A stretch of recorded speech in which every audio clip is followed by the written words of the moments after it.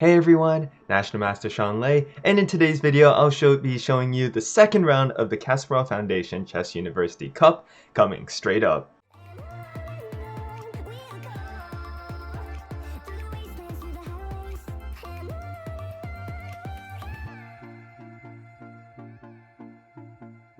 Alright, so during the second round I was playing white against this player named Christine, and we'll see how well I do during this game. Now, in this game I started off with pawn e4, my opponent played pawn c5, knight f3, pawn d6, and if you guys have already seen my top 3 gambits for white, you guys know what my favorite opening in this position is, and that is pawn c3. One of the reasons why I like playing pawn c3 is that pawn d4 is an opening that black most likely knows what they're doing, right? It's an opening they probably played 1,000 million times. But playing c3 can get them very confused. And if they don't think, which they probably won't, which from my own experiences, then they can get themselves into a pretty bad position early on, which gives you a comfortable advantage going into the middle game. My opponent plays knight f6, and I decide to play bishop e2. Now, should black take this pawn on e4? Take a second, think about whether or not you would capture this pawn, and if your answer is yes, then you would be wrong, because queen a4 check forks the knight and the king together. Now, obviously, my opponent's not that silly, so they decide to play pawn e6. But pawn e6 is also not a very good move in this position. Why? Because it's just not gaining space, and basically allows white to basically play d4 whenever he or she is ready. And as you guys can see, the two bishops are not going to be very happy this game as well. And so in this position, I just castle. Again, e4 cannot be captured because of queen a4 check. My opponent plays bishop e7, rook e1, preparing to defend this pawn so I can play pawn d4. My opponent plays knight c6, I play bishop f1, my opponent castles, and then I play d4. And already you guys can see in this position, white already has a pretty comfortable position already on move, I believe 8? Yes, on move 8, yes. And the reason why is because he just has more space, right? His center is under his complete control. He's already like equal in development, and when you have more space and equal in development, the person who has a space is 99 times out of 100 more advantageous. So in this position, what happens is black captures, we just capture back, and then pawn to b6. And as you guys can see, well, in this position over here, my opponent is going to be putting their pieces on pretty bad squares here. But look at us. Look at where we can put our pieces. Our pieces just are in much more comfortable places. And not only that, we're also threatening to push here or this when the time is right. And so in this position, my opponent plays bishop e7. I just play bishop f4. Not the best move. Instead, I should have probably just pushed here, going into some variations where I just have a lot more space than my opponent. Something like push, capture here, bishop b3, rook c8, bishop b3. And like in this position, this knight has to go back eventually, right? To like a6, which is not somewhere they want to go. And I just have a lot of space everywhere. I can even plot my knight on f5. And this is going to be very annoying for my opponent. However, I decided to just take it slow and steady, no need to rush, just get all my pieces developed. Let's get the bishop here, knights here, rook c1. Let's get ourselves in a pretty good position. And then my opponent played knight b4, which is not a move I really like because first of all, it doesn't threaten anything. And a lot of people like to play these moves that don't threaten anything. And when they play knight b4, I can just be like, hey, what's the threat? There's nothing. So I can just kick your knight away. I kick it away, I just get a little bit more space here, I get to control this b4 square without creating any more weaknesses, and my opponent's knight is in some sketchy position, like is a6 where they really want to be? Probably not. I decide to tickle that knight a little bit with queen a4, the knight goes back to c7, and again, this is not a square they want to be on. Rook to d1, again just developing on pieces to great squares, and then they play pawn d5. Now this is when I would want you guys to pause your videos and basically in your own games be thinking. Why should you be thinking here? Because it's a critical position. A position where your decision now will affect the rest of the game forever. And so what decision should you make? Should you defend the e4 pawn with a move like bishop d3? Should you push? Should you capture? These are all very good things that you need to be considering in your own chess games. And one fatal mistake could get you a position that is very good into a position that is very, very, very bad. And so I want you guys to think, what would you do in this position over here? And think about not only why, the next move is very good, but why it can help you with your plan in the future. Why that could be very strong and very useful for you. So, take a second, take 5, and hopefully you're back now and you actually thought about what move you would play, and the move is pawn e5. Now, why are we playing pawn e5? Well, as you guys know, we want to be attacking on the side where we have more space. And by allowing us to play pawn e5, that gives us the opportunity to do what? To attack this king side. Look, our pieces can come very fast to the king side, and what can our opponent do? If we're attacking on the king side, they want to be attacking on the queen side, but as you can see, their queen side attack is nowhere to be seen. And if a king side attack is faster than the queen side attack, then the person doing the queen side attack is doing something wrong. Because if I can checkmate you faster than you can promote a pawn, or even win a pawn, there's a problem, and you messed up. Which is why the computer gives white a huge advantage in this position over here, even though it's very early. And so in this position, I want you guys to think, what move would you play in this position? And I think the move I played kind of makes a lot of sense. I know I want to be attacking on the king side, so I look at all my pieces and consider, okay, which pieces are not really doing anything to attack the king side, and I think my bishop. So I decide to play bishop d3, aiming this bishop on h7, a weakness of my opponent.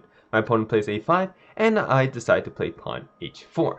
Now you might be thinking, Sean, isn't that just a free pawn in h4?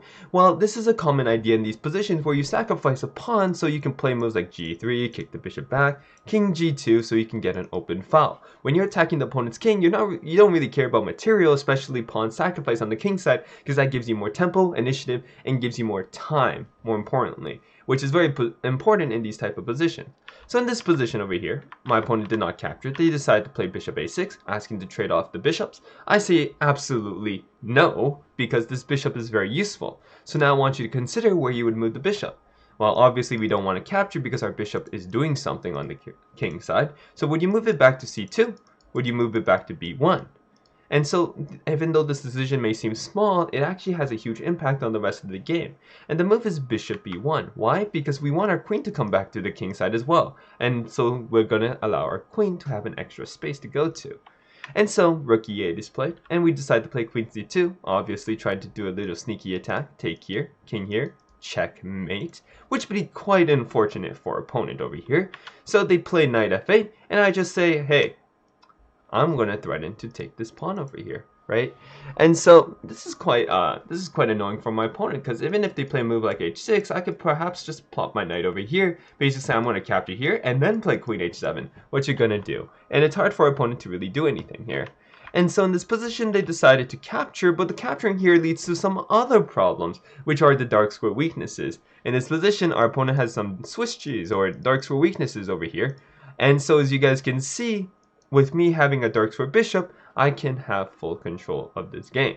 Now here I decide to capture the bishop, though to capture with the pawn, I was thinking about it because again, it does get me the open foul, but I thought to myself, you know what, let's just take with the bishop, take control of the dark squares, and go from here. Now here my opponent moves the queen, obviously, doesn't want it to hang, and now comes another critical part. Your pieces here are already pretty decent, right? But how can you increase your pressure on the king side? And this is where a lot of people start doing a lot of random stuff. They might play moves like pawn a4, they might play things like pawn g3. But the move that is played here just makes a lot of sense, which is just rook e3. Just saying, I'm going to bring more pieces to your king side. I'm just going to attack it, bring more pieces. More pieces beat less pieces. Sometimes, you know, math checks out. And so I'm just going to put this rook either here or here and just basically say, I'm going to pressure these pawns. What you're going to do about that? And so our opponent's in a little bit of a predicament. What are they going to do? So here, they play rook c8, and I play rook g3. So my opponent, it has some threats against them. For example, I can play bishop f6, and this is very annoying because, again, that's going to force pawn g6. They can't play knight g6 because h5. So, for example, let's say they play here, here, and if they play here, then we can just kick it. And when they moves away, you can just take on g7, and this is just a very cool checkmate over here. Now, it is possible that they could take our bishop over here, but I would just take something like over here. The knight's not going anywhere. We can capture it, and we even have some sacrifices in the future as well, right? And this is very deadly because, again, the dark square weaknesses are very weak. So they might have to play something like g6, but after queen d2, this is just a common checkmate. That's kind of unstoppable, right? You could try to play something like here, but then this leads to other problems. You can never capture here because we can capture back threatening checkmate, but we have like h5 ideas. And again, our opponent is helpless to stop our attack from coming. And so in this position over here, My opponent decided to play queen d7, rook e3, rook c8, and just rook g3, and my opponent moves the king away. Now here I missed a very cool move in this position, though I had the right idea with my move. I decided to play queen d2, just trying to sneakily move my queen over to the king's side. However, there was a much more direct way of winning the game. Can you guys pause your videos and think about what move is to be played here? Again, I'll give you guys like 5 seconds. Try to think about what you would do in this position. No pressure. And so, if you consider just, bishop f6 anyways, congratulations, this move is just super duper strong. Now, I did not do this because it looked like, I am not very comfortable sacrificing pieces because I know my calculation skills are not as good as many other people. So I was thinking, hey, if they just capture here, what can we do? But apparently we had very strong ideas like queen to d2 or just pawn captures on f6, and both are just absolutely winning in this position or just much better. So here I decided to just play queen d2. Oh sorry guys, I'm kind of messed up. It's not in this position we can play bishop f6, but in this position that bishop f6 can be played. And this looks very weird because now both the knight and pawn can capture, but either way it's completely lost. If they capture here, we capture that way. And if they play pawn captures, we have this very nice queen h6 move.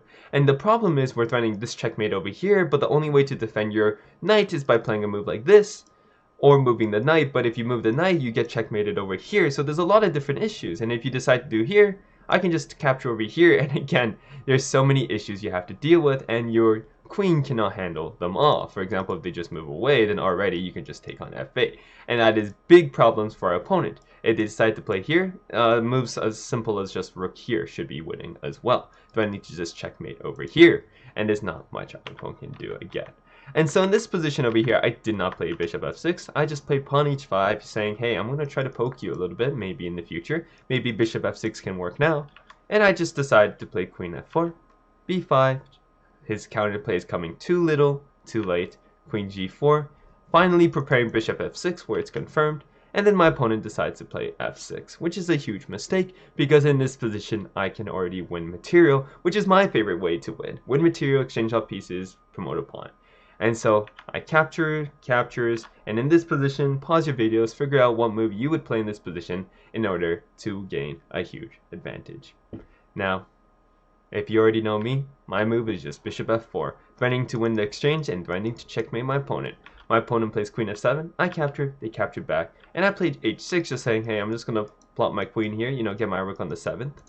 But my opponent plays here for some reason, I capture and I win another pawn, and the rest of the game is just very simple. Just limiting my opponent's counterplay, just gobbling up more pawns, more and more pawns, and eventually just trying to promote a pawn. As you guys can see, the f pawn makes it all the way to the end, and there's no way our opponent can stop it, so my opponent resigned in this position. How it could have continued was just here, here, here, and that would be checkmate. And there's nothing our opponent can do to stop this. And so my opponent resigned. So this game I think is just a very perfectly well executed game. We had a space advantage at the beginning because our opponent didn't know how to play the opening, and from there what did we do to win? Very simply, we just had a plan and executed it better than our opponent could execute theirs. Simple technique, simple play, that's how we play chess. If you guys enjoyed this video, make sure to like and subscribe because tomorrow or the next day I create a video, it'll be my game against a grandmaster. Who wins? You'll have to figure that one out. See ya.